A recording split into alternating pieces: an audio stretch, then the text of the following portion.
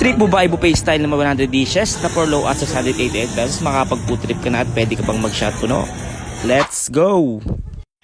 Napadayo pa nga tayo ng Ayala Mall, Manila Bay dito sa Pasay para matesting ang nag-trend at pinipilahang buffet style restaurant. Walang iba kundi ang Manila Food Club. Open sila dito daily 11 AM to 2:30 PM sa lunch at 5 o'clock PM to 9 PM sa dinner. Kalain mo yon per low as 688 pesos, makakapag-food trip ka na ng mahigit 100 dish. Kaya kung trip mo naman ng Filipino dish, meron sila dito. Katulad ng sauté squid with string beans or ginisang pusit na may sitaw, fried chicken, chop suey at marami pang iba. Meron din sila dito iba't ibang klase ng Japanese dish katulad ng sushi, sashimi at marami pang iba. Isa to sa mga nagustuhan ko sa kanila, yung kanilang tempura station. Kasi naman talagang sulit yung kanilang shrimp tempura. Kung trip mo naman ng western dish, meron sila ditong nacho station na talaga naman magsasawa ka sa toppings. At kung pizza lover ka naman, talaga naman mananawa ka sa kanilang unlimited pizza overload.